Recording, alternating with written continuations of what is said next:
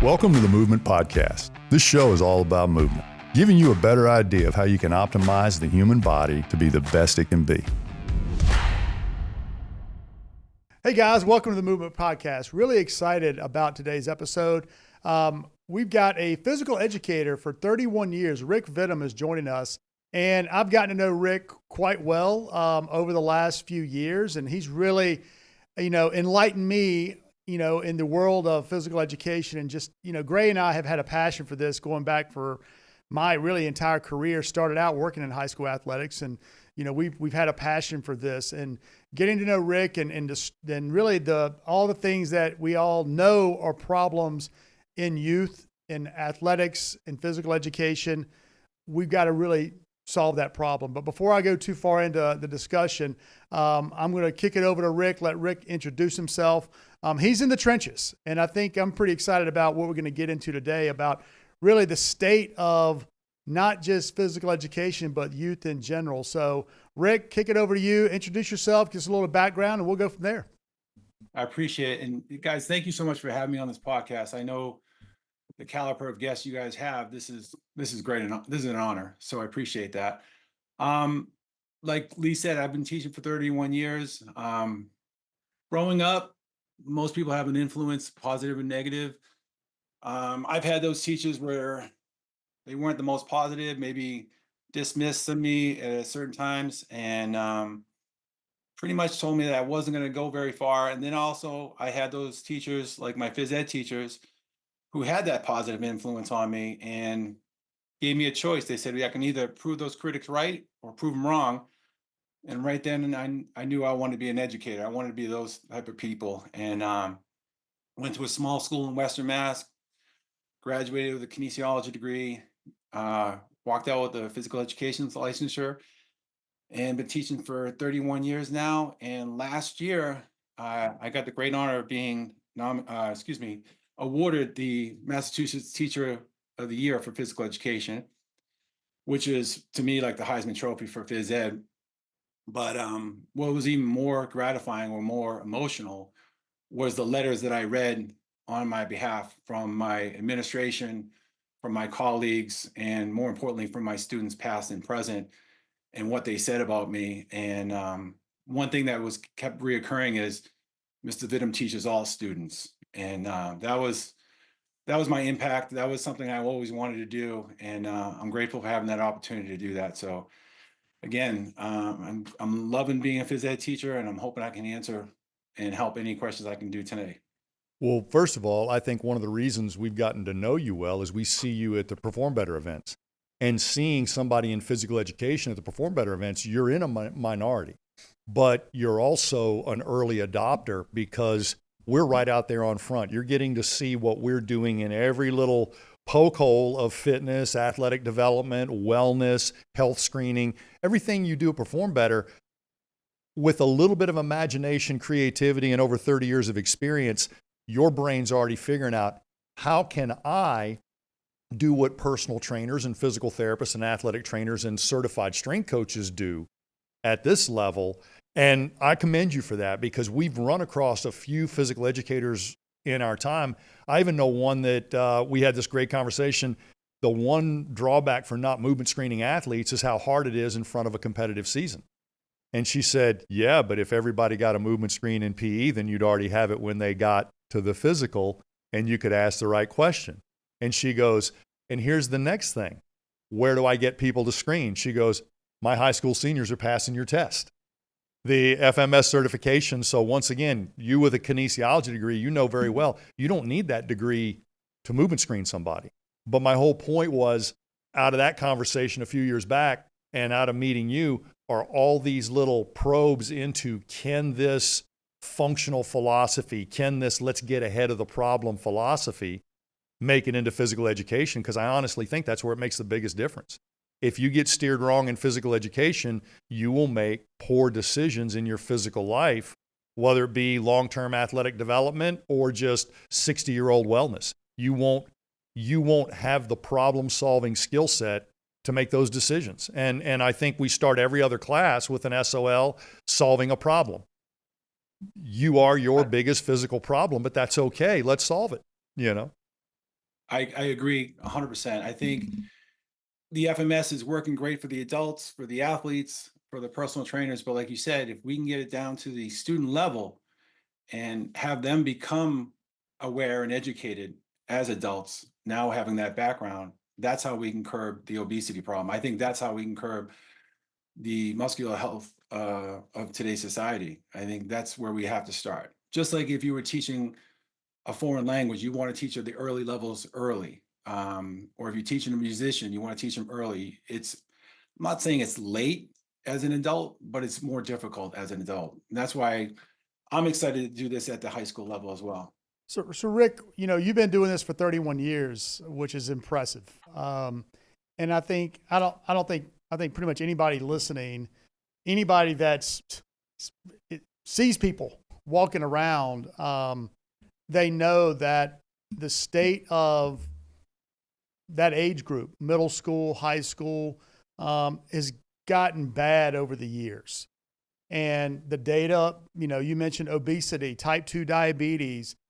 People just are less fit now. I mean, the data tells us. So, we don't need to get into the specifics of the data, but kind of give me your take on those last 31 years. When you first came in, all, breathing fire and ready to change the world, which it seems like you still have that, burn in your belly to do that even after 31 years, which is kudos to you for that.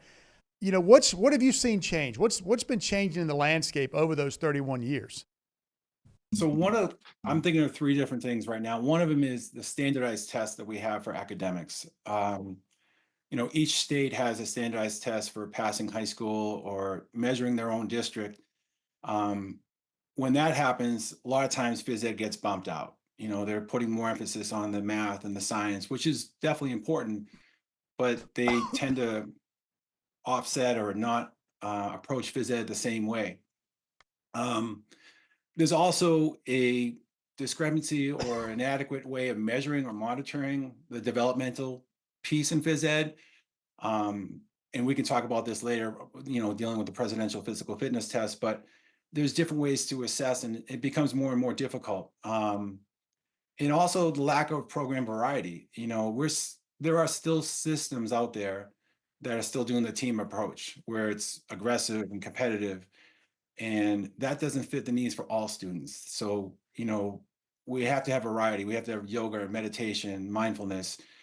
And, obviously we're going to talk more about it today, but more of the fitness components.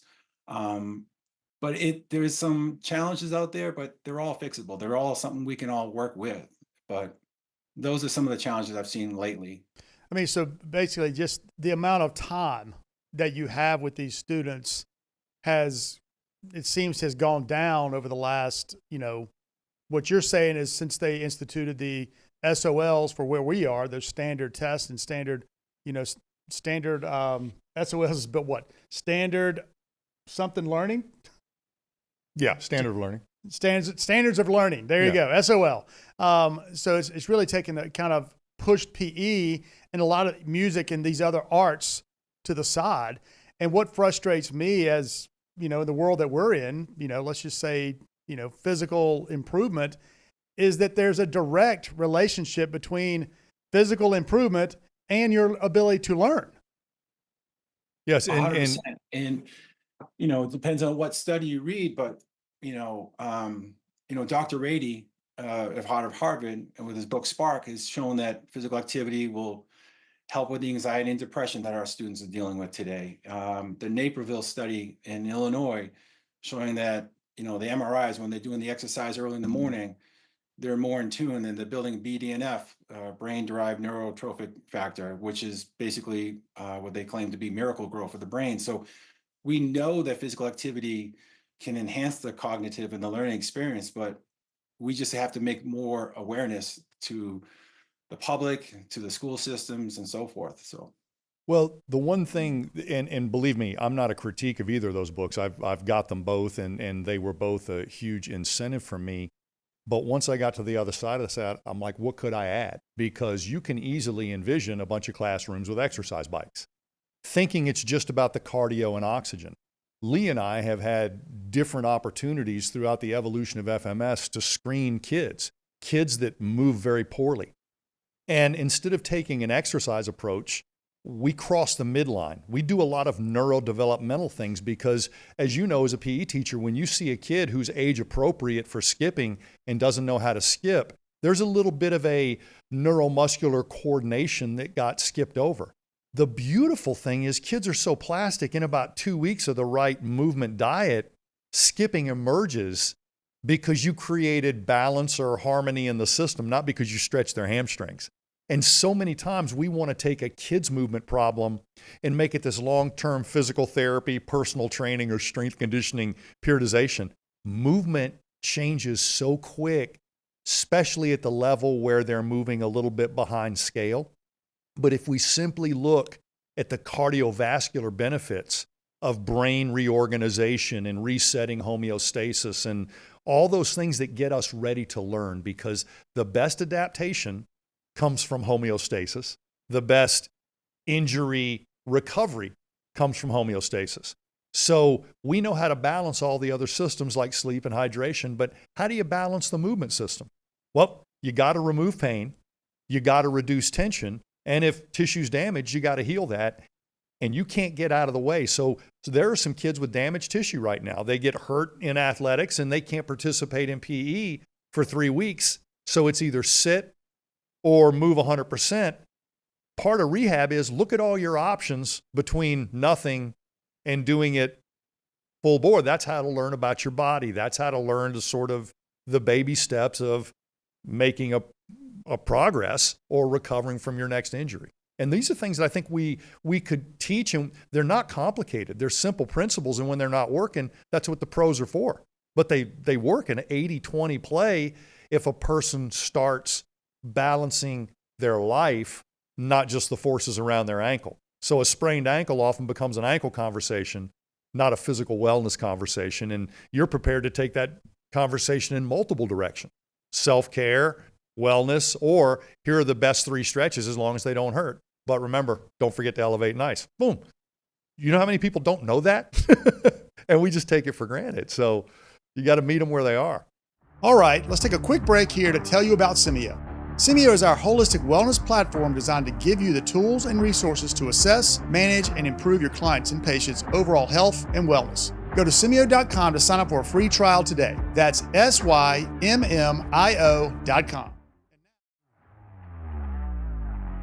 We got 2 new courses I think you'll like. One's a deep dive on mobility and one's a deep dive on stability. We really unpack that and show you how simple single corrective exercises aren't nearly as good as a meal of mobility assembled in a flow, in a set of stations. Do the same thing for stability. It's sort of a new way of looking at things, but it's that same old functional approach, just with nice packages that actually give you huge dividends. So Rick, I'm going to get you to brag on yourself a little bit here, because you mentioned that you were, had the honor of being the state, physical educator of the year. What do you do different? What are some things that you do different that others, don't do? Right? I mean, you've had success. So what are those things that you do different? And obviously you've grown into that. You didn't start doing those things out of the gate. So I'm sure we've got some young, and even professionals, even beyond the classroom. What do you do different that touches these students?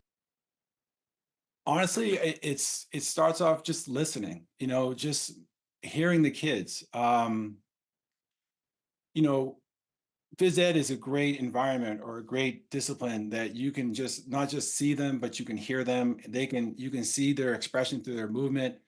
I have many stories, but one of my fond story was I had a student a while back who came into class, just didn't seem herself, just sensed something different. The way she was moving, the way she was responding to exercise.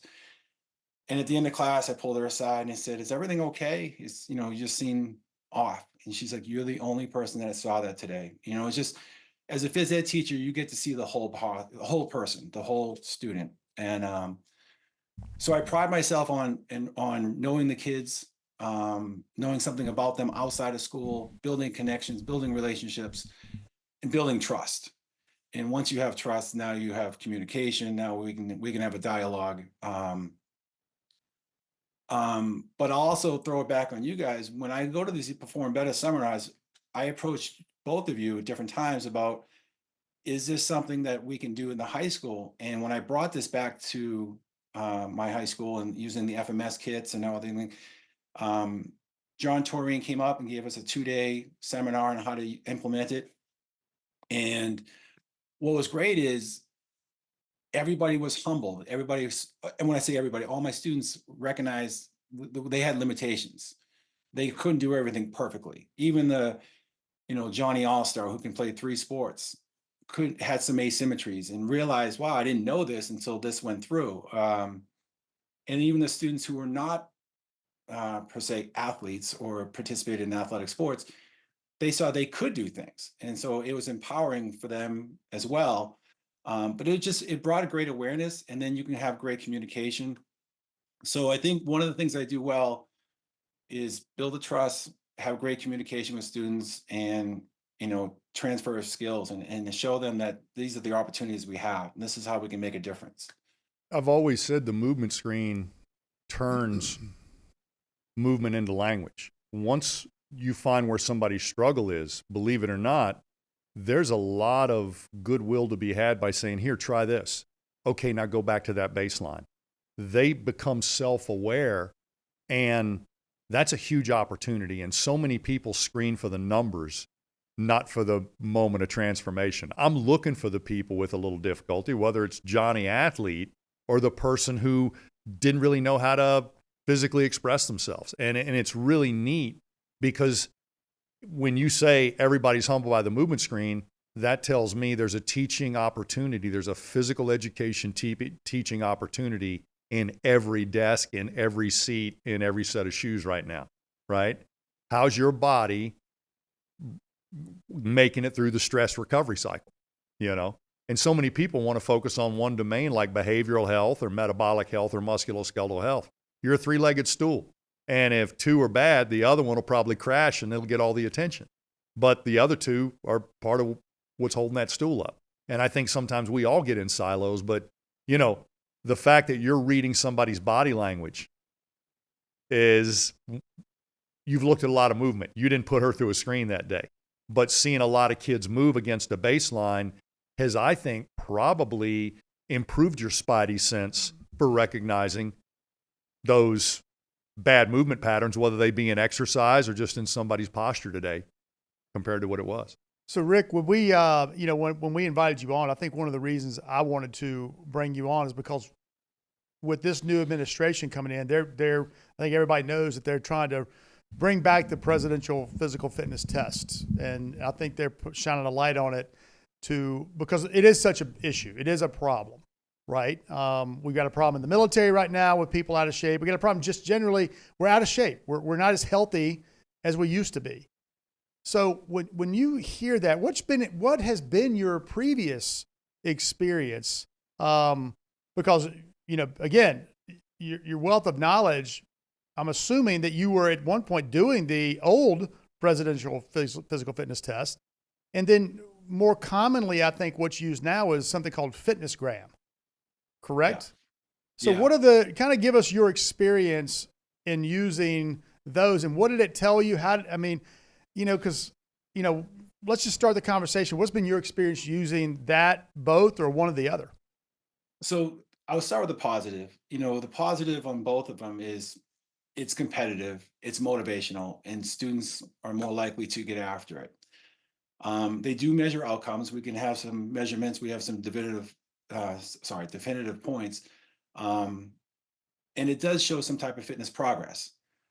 The cons, however, and this is the part that is near and dear to my heart, is it's not always a good place for everybody. It does, if you're not doing well, there's a lot of shame and humiliation, whether it's the mile run or the pacer test. If you're the first kid that drops out, you've been seen and you're not meeting the standard. It does reward the natural athlete, who someone's maybe skilled at certain areas, and it makes them look good. But if you're a natural athlete, you didn't really have the work ethic to do it. So there's a negative. it's not effective for fighting obesity. We're still fighting obesity to this day if we use that old habit and we're not changing it. Um, and I think it's actually a narrow base of health and wellness. I think it's a narrow measurement of health and wellness. It just measures fitness, but not necessarily how well you move. And the example I was trying to explain to the students is I can run a mile, but I can limp the mile. It doesn't mean I'm in good state. I can finish it, but it doesn't necessarily mean I'm doing it for the benefit of my own fitness or my own wellness. So um, I think that's why I'm more geared towards using the FMS as a precursor to something like that to see if they're even ready to do a fitness gram or a presidential physical fitness test. No, I like that. And we've observed the same thing. How many people would be considered at a reasonable state of readiness and at a reasonable state of risk to be tested today, because you'll be judged and programmed accordingly. So is this a day when you're representing your norm? And if you're sleep deprived and dehydrated and all these things, then I agree with you. If you're unwell, today's a bad day to test your fitness. But here's where I think the fitness tests come from. We go to sports, we go to military, and we look for physical talent identification. That's a success strategy. If you're approaching fundamental wellness, fundamental movement function, fundamental self-care, then you're looking at a non-failure strategy. Have you met your minimums? So this is a pass-fail thing. And if you're on the wrong side of that, testing your fitness today doesn't make sense for anybody. However, you can quickly, now that you see those blind spots, be ready hopefully in 4 weeks or whatever. And I honestly think that's the filtering that needs to occur. It'll show us where the real work needs to be done, and changing their physical culture teaches them the stress recovery cycle so they can go a little bit hard one day and their body can respond in an appropriate way. And Rick, over the years, I'm sure you're different, but it seems to me, kind of Gray and I kind of doing a little bit of homework for this episode. What is the data used for? Like, you do the testing over the course of a few days, week, whatever, but then does the educator use that data to make any changes in the curriculum? That's a great question. And You would hope so, but I just can't imagine it really makes an impact. I would hope that it drives the curriculum. I would hope that the information that a phys ed teacher would get would drive it. And if they see a weakness in the aerobic capacity, they would gear towards more to that venue. But I can't speak for everybody, but I'm not sure what everybody does with the data. I don't know if it's submitted. I don't know if it's evaluated for a grade. I don't know. I don't have that answer for everybody. You don't have even a database to bounce it off of, so you'll know if you're ahead of the cut or behind the cut or where your region is responding. So, I mean, data that can't be mined sure can't give you any directionality, So, yeah, go ahead. You got a thought? No, So the question I've got, and with the administration now, the president and whoever he's bringing on, RFK Jr. bringing on and trying to shine a light on this and make changes, who knows who is part of that internal workings to make this happen. I'm sure they're not going to call you up, Rick, and bring you on board, which someone like you should be part of that process to figure out what needs to happen. But if they did call you up, what would be your recommendations on how to really change physical education and what you're doing? Raise the bar for PE teachers. Yeah. So how would you go about doing that? You had a blank slate and say, hey, here's what we need to do. For teachers or for students? I think it has to be both, because, in my opinion, I think it starts, the problem I see, and I taught at a university and we had a physical education as a major, and I taught there for a long time, 15 years. I think it starts there. I think a lot of problems that we have start with how you're educating the PE teachers for the landscape for the students right now. And I think that there has to be some change in how we're preparing PE teachers to go to become a Rick Vittum. I think that's one. And then how do you change it for the students? That's two. I think it starts, in my opinion, and this is not the opinion of my school system or by No, I'm anybody asking for else's. Rick Vittum. This is Right. this is you. I would start at the lower level first and steer clear away from competitive sports, at least in phys ed at the elementary level. We need to develop the gross locomotor skills. We need to develop spatial awareness and perception and ball handling skills and basic throwing. But a lot of times in the elementary level, it's easier to teach a sport because they might be organized in little league or they might be doing something outside of school. So it may be a little easier for the teacher, but that's where the work comes in. We have to develop the body first. They have to be able to move in space. They have to be able to know their own limitations. At the middle school, I would think more of team-based sports, maybe project adventure, where they would work in small groups, they would problem solve on the fly, they would challenge their comfort zone, they would take small risks emotionally. And those are skills that will last forever. That's what they're going to do in their everyday life as adults as well. And in the high school, if I could be the all-knowing, I would say this is where we're going to do lifelong fitness. You know, if you want to be at fitness, just fitness based, and that's fine. Mindful and meditation and yoga would be great. Golf. What I'm trying to say is we gear it more towards team sports and athletics, but I think it should be lifelong learning. Not everybody's going to play a pickup basketball game down the park, but they are going to probably play golf. They are going to probably play pickleball. But I'd also want them to take care of their own bodies. We also have at our school, we have a CTE program, a vocational program, where kids know how to take care of their cars. They know how to work on a car. And whether they want to become mechanics or not, they know how to take care of their own vehicle. That's how I look at it as high school phys ed. You have one body for the rest of your life. You need to take care of it. You need to be able to manage it. And, you know, like FMS is you got to know your limitations, you got to know your risk factors, and you got to be able to solve it. So I think from K to 12, that's how I would manage a sequence. But it takes work and it's going to be a challenge because, as we all know, change is difficult and not everybody's willing to change. But if you do that as a top-down approach, I think the kids will respond. And yeah, it's going to be tough because organized sports is also pulling away from this. And I I've would had say a high hunts. percentage of the people in your job are there so they can coach a specific sport and not be a physical educator. I think they're probably more excited about the coaching aspect of their life than they are the physical education. And I go back to the days of one of my favorite coaches from quotation and accomplishment, John Wooden. He always considered himself a teacher of basketball, a physical developer. He was as much a physical education lesson-based teacher as he was a basketball strategist, just because he developed such a strong physical resource in their conditioning, their balance, and everything like that.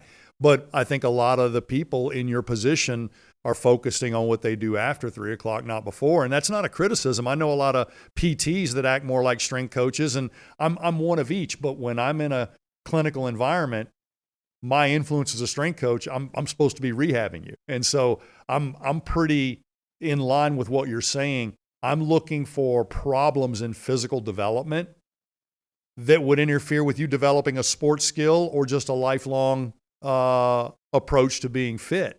And so many times the pressure isn't just from the parents for the sports. It's for the person who's more comfortable coaching than teaching.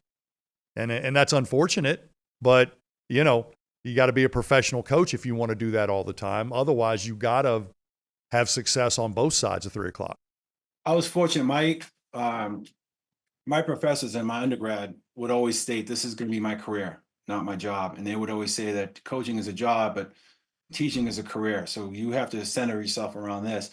And I've always thought that, I've coached sports after school as well, but this is my career. This is my ability to reach all students and not just the athletes. So it's a challenge. It's gonna take some time, and we just have to get people to recognize that we can make a bigger difference if we teach all students and not just the athletes.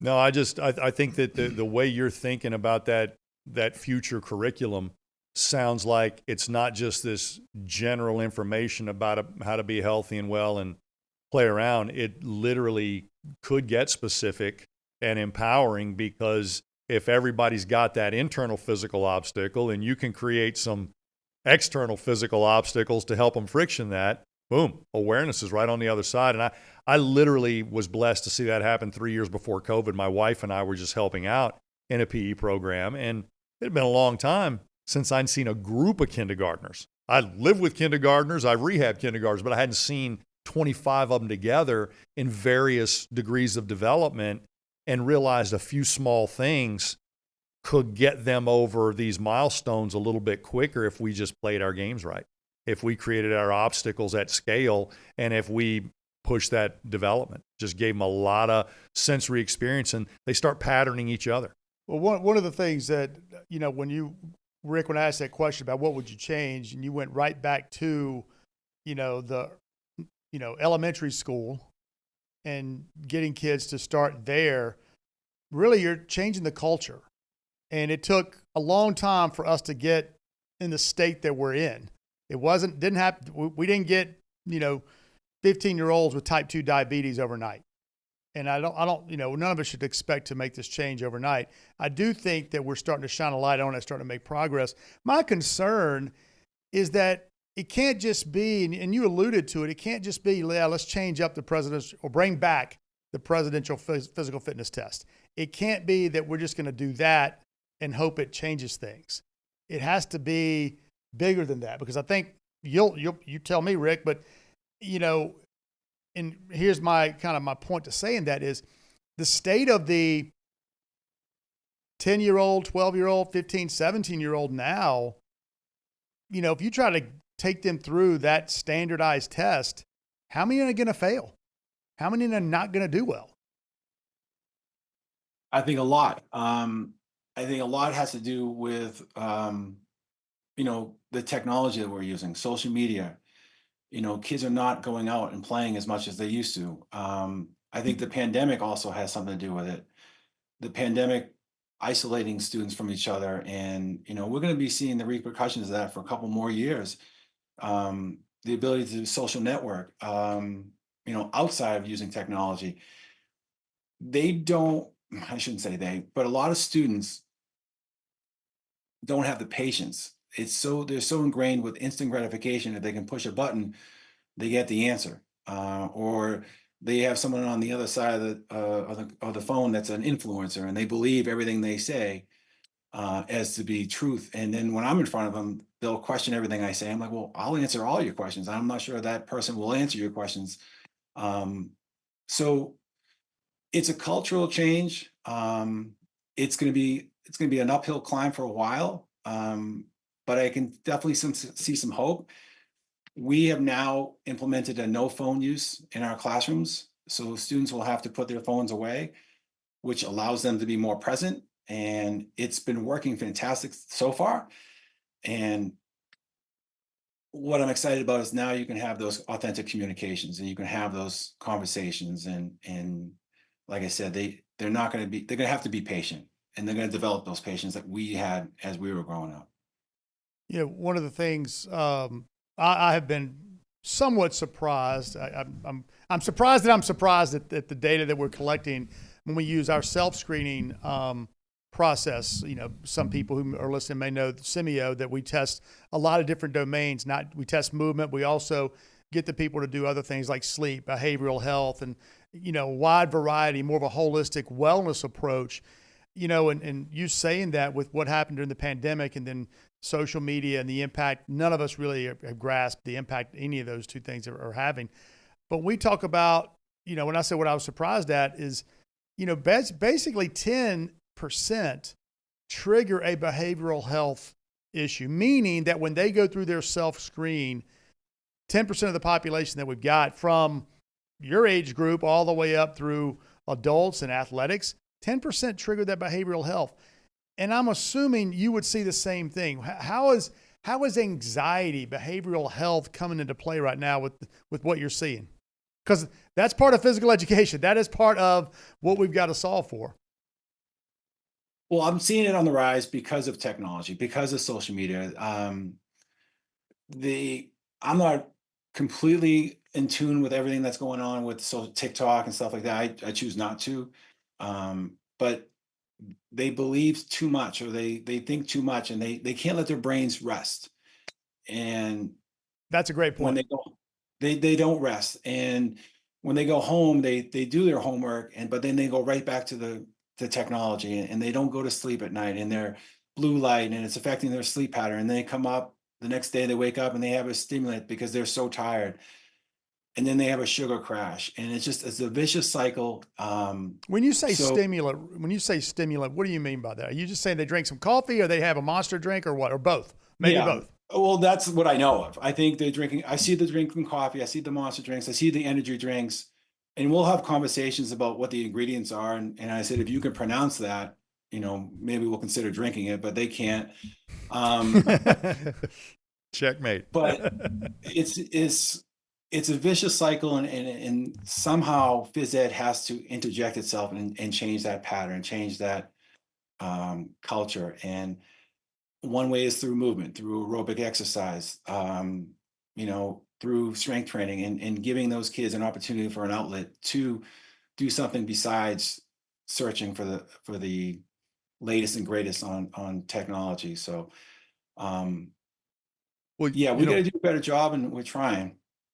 one of the things that I see as a bottleneck in our system right now is we've got a neurological system that was designed to problem solve on your feet, right? You're usually on the move, you're making decisions, you're carrying something, you're chasing something, you're running from something, but you're moving.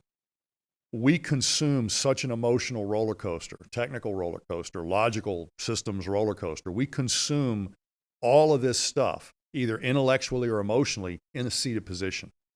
When a lot of some of the greatest peace talks we've ever had occurred during two world leaders walking, getting in rhythm, getting in sync, using their brain and body together, syncing their breathing pattern. And so the screen it delivers energy, it delivers adrenaline, it delivers dopamine, it delivers depression, it delivers anxiety. And if you don't have a physical outlet, that tension accumulates. It just does. And so we literally, if you're going to have a sedentary time or a screen involved time, you've got to dump that tension. It's better if you take your stress physically and mentally together. And I think that's why we sometimes like competitive sports, because we're problem solving on the fly, but we're dissipating that. And when you have adrenaline that's released into your system while you're sitting not doing something, it's damn near toxic to your musculoskeletal system, because you're supposed to burn through that with a certain degree. It's like you can burn through that if you're moving. If you're sitting, it does accumulate and create unnecessary tension because there's no outlet for it. Most of our emotional and intellectual responses require a physical action if you're going to change something. And if you never take that physical action, there's a bottleneck in the system. And I think that's the underlying reason why so many people, once they break through and just take a walk after dinner or start doing a yoga class, now they have a breakthrough in other places in their life.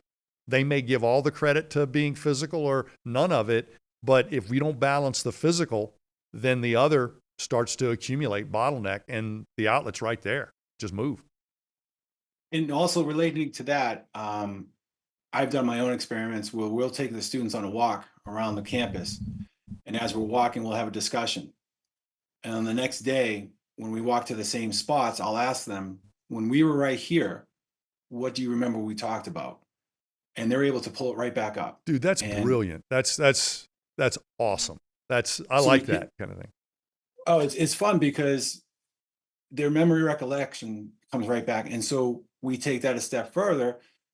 So I've challenged a few students. I said, instead of studying, sitting down at a desk and trying to update your information, could you do this on a treadmill? Could you have your Chromebook? Could you have your note cards? Could you flip through those pages while walking, not running, but walking as you're moving? And what do you think would happen if we did that? And the students will come back and they'll say, I passed the test, I got an A. I'm like, that's great. Let me ask you those same questions next week and see if you still have that information. And they do. And I don't have any set study on it, but there's something that I probably would pursue in the near future. But I want to know how exercise helps memory recollection. I know it. I know the MRI show that it lights up the brain and it's great and it builds BDNF, but is it long lasting? And I want to see if that's the next study that I want to pursue. The one thing I think that movement causes, and I love making people get down on the ground and get back up because you got to cross the midline. I love Indian clubs because you got to cross the midline. Jump rope, if you get fancy, you cross the midline. And even marching and tapping your opposite knee crosses the midline. But it also gets the right and left hemisphere back in sync because you're moving both sides of your body. Well, now you got your creative center and your logical center. So if you can remember a story about what you're doing, but you can also remember the logic steps, it's in there. It's in there because you marched it right in there, meaning when you sit and analyze something, you can get stuck in one half of your brain. When you're highly creative, you might get disorganized. But there's something about movement at a rhythmical and predictable level, the automatic stuff, getting up and down, marching in place or whatever, that resyncs. And so sometimes I've worked with people that didn't have the phys ed class. They had time in the classroom to have an exercise snack. And that's what I was going to ask you. If you could pick 3 moves that a teacher who just wanted to resync somebody and was going to allocate a little space in the back of the classroom, what 3 moves would you pick and would it change per age group? But you got 10 minutes to recalibrate some kids. What are you doing? I would do exactly what the cross crawling from the seated position if necessary, because I think if you start standing, the kids are going to start walking around the room and they're going to lose control. But if they just did hand to knee contact or elbow to knee contact, I would also change or challenge their vestibular system, see if they can move their head in different locations instead of being in that forward head syndrome. Okay. See if they can extend their neck. And maybe any type of fidgeting would be fine with me, but actually sitting on the floor, sitting on the floor in different positions, whether it's straddle or crisscross applesauce, getting them to see what body positions they feel most comfortable in and see if they can do that. I do believe the chair-ridden position, and I think the cell phone position is also contributing to the anxiety and depression of our today's youth. And I have a dear friend of mine who works at Perkins School for the Blind in Watertown, the next town over, and there was 2 students playing chess. Both were visually impaired, never seen anything since they were born.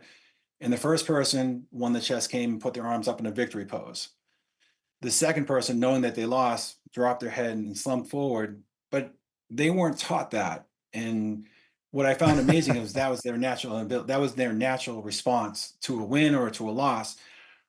That being said, if we're in a position where our head's forward and our shoulders are slouched forward and we're sitting, is it like the chicken and the egg? Are we depressed because we're in that position, or are we in that position because we're depressed? But I think the phone is also contributing to that, as well as the keyboard and everything else that we use in our life so far. So No, it's that's very another thing. observant. That's very observant. But it's a position of submission. So you're submitting, allowing all this stuff to wash over you, meaning you're accepting it. You're not doing anything about it. Bow up, stand up, put it down, do something about it. So. Yeah, my kids actually make fun of me now, Rick. When I walk around, I try to think about standing up straight, shoulders back, up straight. My kids are like, "Oh, what are you doing walking around like that?" I'm like, should be normal. If you're slouched, they make fun of you. Right. If you're straight, they make fun of you. Yeah. You're just a dad. Well, that's a great observation, Rick, because I think you're spot on with that. When the students walk into the classroom, they joke and they obviously tease me for this too. But the first day of class, I tell them, eyes on the horizon and walk like the boss, or walk like you don't care who the boss is.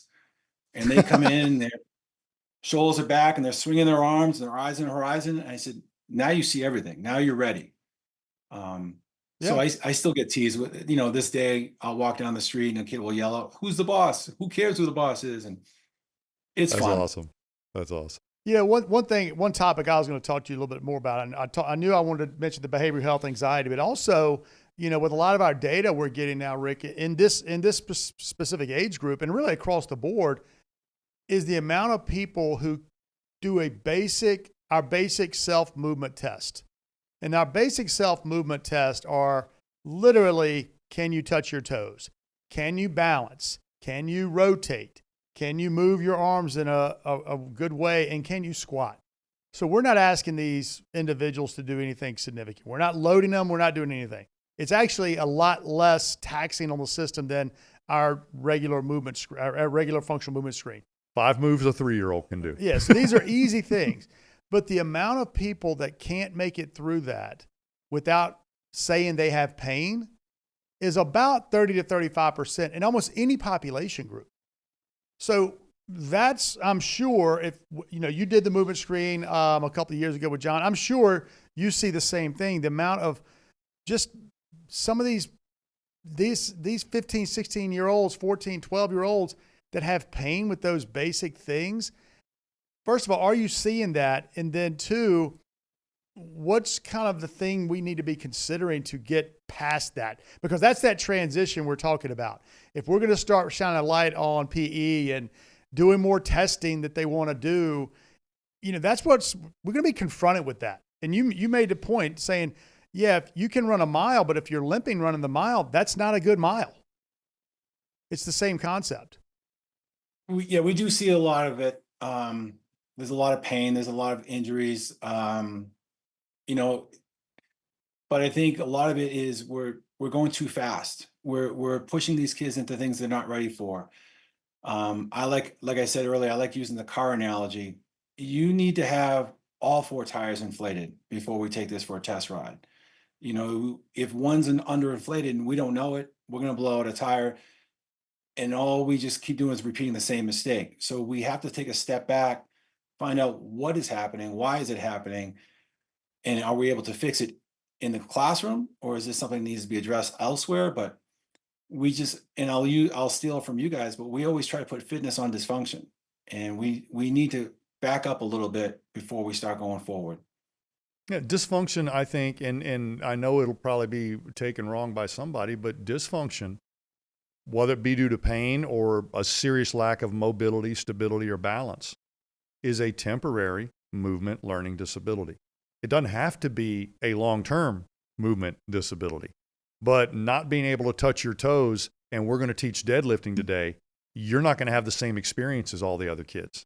Band camp and tone deaf, colorblind, and arts school.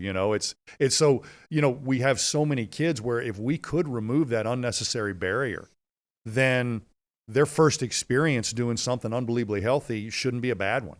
But right now, getting fit is an unbelievably positive thing if we meet you where you are. And some people need to get leveled up and then get fit. And some people are already mostly measurably level and they can get after it right away. And that's unfortunate. We got to separate that group. But to your point, John Tureen made the point that until we started movement screening a lot of the players in front of him, he treated the athlete very similar to their position needs. So linebackers were doing a particular warm-up and set of lifts. But now he's like, yeah, my guys with a asymmetrical lunge warm up together, and my guys with shoulder mobility problems warm up together. And so different people in different activities can have the same or different movement approaches, just like they got different diets and sleep habits. But it's really neat to watch a group who all is working on touching their toes. They actually get better together as a group than they do if you just send them home with a few correctives because, they're like me and it's fixable, And this is, I don't want this to be all doom and gloom, Rick. I mean, you mentioned it's like there is some positives, that we can look to. One, I do think that we are shining a light on this. And the first step in making a change is understanding that you need to make a change. And I think that's kind of the state we're in. I just believe based off what you're recognizing in this age group and what Gray and I've seen in this age group, we've got to realize there's going to be a state of crawling before we walk before we run. And that's pretty much what my takeaway of what you just said is. Like right now you're trying to, too often in physical education, you're trying to make them run when they can't even walk right. And I think that's the message I believe that needs to be a little bit more put out there of meeting the kids of this age group where they are, as opposed to just arbitrarily coming in and saying, okay, we all need to, start getting stronger and more fit. Well, that's easy to say, but if some of them can't even, touch their toes with their back hurting or knees hurting, probably not ready for them to do that. No, I agree. I think it's going to take some time because everybody wants to be out front. Everybody wants to be, the strongest and or the fastest. But until we're ready to do that, we need to slow it down. But we need to make people aware. If we don't screen and if we don't do the wellness screen, they're not going to be aware, and they're just going to follow the latest trend, and they want to look like the guy that's on Instagram, and they're going to follow those rules. Follow the program. But the other thing too is, we should be teaching students like their age group, or it's teaching them where they're at. Like you said, a lot of these kids are taking adult programs. They'll take the NFL workout program and they'll do it thinking that that's what's going to get them there.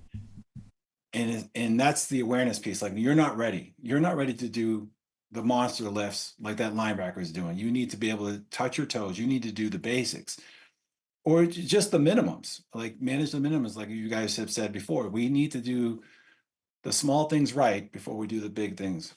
And do these, I keep saying kids, young adults, kids, we're talking about, with what Gray and I are really trying to promote now, because we've seen, over our 25 years, movement is one piece.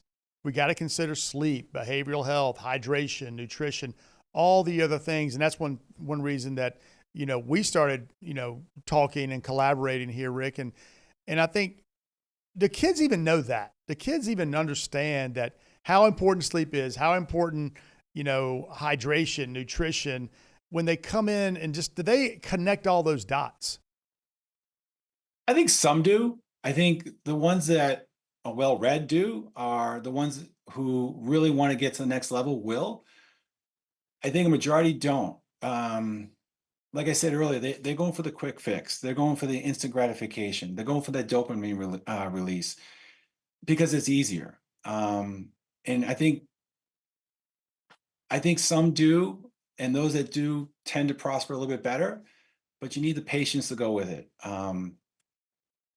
I got sidetracked for a second. I was going to think of something else to say, but Well, say it, Rick. Throw it out there, I'm man. trying to think of what I was going to say. Well, what about those kids? I think at the end of the day, I almost feel like if you're showing up at the gym, you're kind of an easy sell. Like, you're already in the gym. It's the people that aren't going to the gym, and what you just described, the kids that are well-read, the kids that are, kind of up front doing the thing, they're the ones that you don't necessarily need to worry about. It's the ones that are in the back, and the ones that, I think we started off, one thing you said that again resonated with me is, when you do a presidential physical fitness or a fitness gram or whatever it is, those types of tests, those kids already know they're not going to do well. And they're already intimidated. They're already looking at it as like, I don't want to do it. I know I'm going to fail.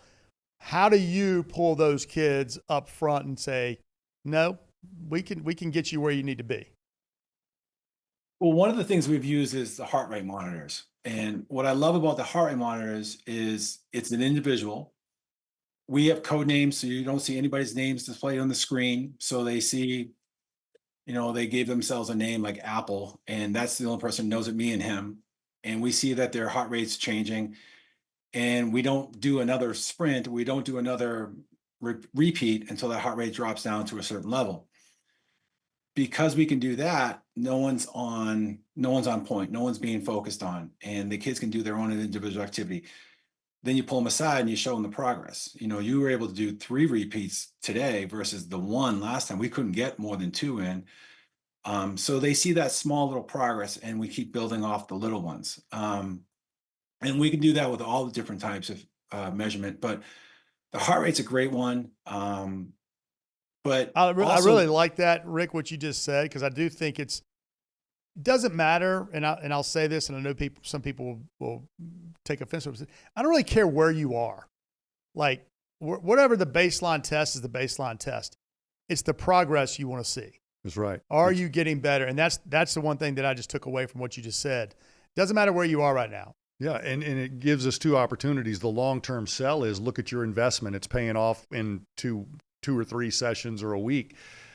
Meanwhile, in the immediate session, you can drop little pearls about how to breathe and how to recover and how not to mouth breathe and stand up straight and create lung volume, and all of a sudden see people recover quicker on the fly. So in the moment, you're giving a self-aware breathing thing, because they start doing breathing like you said, and boom, it comes right back down where it's supposed to, so they can start again, but long term. So you're showing it both ways. And I think it's the progress. When they see their own progress, Yep. it fosters excitement. And now when you have a student coming into class with excitement, it doesn't have to work that hard. I don't have to work as hard as I used to. And now they believe in it. Now they want to continue it. And now when they feel ready, now they can do the presidential physical fitness test. But even if they don't, I've created a product that's going to do a lifelong fitness endeavor. So that's what I do for the kids who are in the back of the room, who are shy or afraid or intimidated. And again, you got to build a trust, and you got to tell them your story. I couldn't do this the first time, or the student across the hall couldn't do this the first time, and this is where they started. So if you just consistently and improve and stay persistent on your goals, we can achieve a lot of things. And the fun part is this transfers to everyday life too. So when I see a student on the street that graduated 10 years ago, they remember those small little pearls or gifts of wisdom I have given them, and they repeat it back to me. I'm like, oh, you still remember that? I'm like, well, I'm here because of that persistency. I'm here because of that consistency. So yeah, that's how I reach the kids in the back of the room. Give them a little progress, give them little SMART goals. Where do we want to be tomorrow? And what can we do? Not necessarily to add to your workload, but what can we take off? Can we limit 2 hours of screen time? Can we put back the chips instead of eating a bag of chips? Can we take away things before we start adding? And I think that's a little bit easier too, because now these kids are fully loaded. They have so much on their schedule now that if you start adding more things to it, something's going to break. So we try to look at it at a different approach. Let's see what we can subtract. No, that's great. So, kind of last little topic here as we wrap this up, Rick. Really appreciate you coming on. Where do we go from here? What's the future look like? What do you want to see? You got 31 in. How much longer are you on this wall? I'll keep going. I love my job. I want to see happy, healthy kids. I want to see happy, healthy adults. I want to see the progress and the momentum continue. But change is going to take a lot of time, and change is going to be difficult for a lot of people. But I think we start at the younger levels, we continue it, we progress it to the upper levels. We educate. It's called physical education for a reason. Yeah, we're physical, but we have to educate through the physical. And we have to make kids aware and adults aware that this is part of the program. This is not just math and science, but there's a phys ed piece too, and it has to be, again, this is my opinion, but it's got to be the hub of the wheel. We have to be the center, and we can derive everything up from the center. But as phys ed teachers, we have to be a little bit more assertive, I guess, or maybe more proactive. We, as phys ed teachers, we can do a better job, and we got to educate the youth. And then where do I see it going? I see hope. I do. I see there's going to be some light at the end of this tunnel. Well, the one thing we haven't mentioned that I think that we can't overlook, the parents' influence. The parents have to step up and start recognizing that, letting their kids, let's be honest, I'm guilty of it. We're probably all guilty of it. Letting their kids stay on the screen from the time they get home to the time they go to bed, and then they're, eating their dinner in their bed in front of their TV. I honestly thought they'd get tired of it, but they just keep making better screens, and they throw stuff at them faster. I literally thought everything else in my life that's commanded my attention for a short amount of time, it was a short amount of time. I got onto something different and sort of balanced it out. But this thing, I don't know. I don't think you got to have some structure. How much interaction do you have with the parents, Rick? I mean, that's another, again, the parents have to be involved and take some accountability in what their kids are doing. And I know it's tough. I mean, I've got a couple of kids, but how much interaction do you as a PE teacher have? We're doing the best. We just had parent night the other night, and a lot of parents actually came down because they had to follow their child's schedule. But in the past years, no one ever came to see the phys ed teacher. Well, now they're forced to come see me and ask questions, and I'll ask them questions. So it's getting better, but again, with technology, I'm able to email the parents or not text, but I can email the parents about what's happening in class, or I can put out you know, what's the word I'm thinking of? Just like a mass email to all of them about X, Y, or A Z. mass Yeah. email, but an update of what we're doing in our class, and I'll break down the lessons and show them that what they're learning, what the objectives are, and how it relates to standards. But more importantly, what they're going to get from it. What do they hope to do from it. So some of the things I give, and they're not homework assignments, but it's kind of fun. Is can you go home and show your parents this stretch? How many people have a parent that has a bad back? All right, why is their back hurting? What are they doing? And the chances are they're probably sitting. So can you show them some simple stretches? Can you show them a pigeon pose? Can you show them how to release the hip flexors? And they get excited and they go home, and now they get to talk to the parents and show their own parents, this is what we learned in class. And now the pain is relieved, or temporarily. And now the parents are like, what else are you learning in class? And so now they come back. And so now I get the parents sending emails and questions. And so it's getting better. But a lot of the parents are my age. So I graduated high school with a lot of these people, and they don't know this phys ed. They're all traditional, throwing the dodgeball at the kid, and aggressive basketball, and that's what they think we're doing. But now that they come into open house, they say, oh, this is way different. We're doing rock climbing, and we're doing Project Adventure and high elements and all this great stuff with the heart rate monitor. So it's a change, and parents are starting to be aware of it. Well, I think if I had to describe your approach, is when I say math education, if I had to describe that in one sentence, it's we're solving problems with numbers. If I said what Rick's doing with physical education, you're teaching kids to solve physical problems. Vertically, horizontally, transitioning body positions, or whether it's sleep, how do I fix my own sleep? Not everything is a Tempur-Pedic mattress and melatonin. Sometimes you just got to quit doing the wrong thing and sleep comes naturally. But I do think that your approach of using some of the same things that engage them and realizing sports exist, so you don't have that obligation to just introduce team sports until you feel team sports is at a character building phase in physical education. But I noticed the same thing by creating obstacle courses for kids with balance beams and tubes they had to crawl through, and boxes they had to get over, and sandbags they had to push.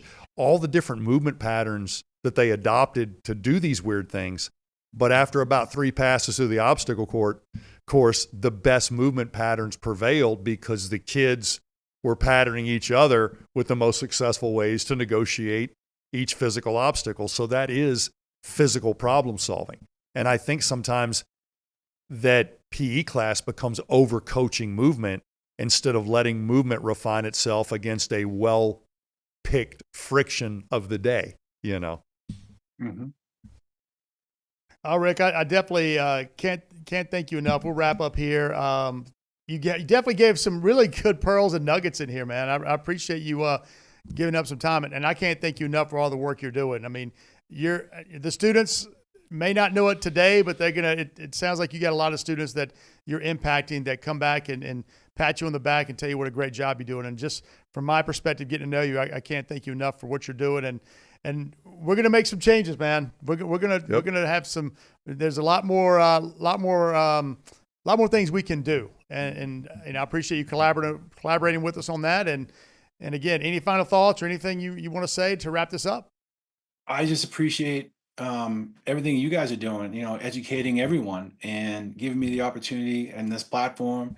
But I'm grateful, and I know, good things are coming around. And again, this has been a blast, and I'm truly honored to be on this podcast. No, thank you. We'll keep building better tools. You keep building better humans. We'll see you at the convention. All right. Thank you. Thanks, Thank Rick. you, man. If you want to learn more about today's podcast or dive deeper into functional movement systems information, check out some of the resources and offers we're providing in the description. That will do it for this episode of the Movement Podcast. Thanks for listening, and if you liked what you heard, please take a minute and subscribe and review. If you want to learn more about our system and take the next step in your own movement journey, Visit us at movementpod.com. until next time, be sure to first move well, Then move often.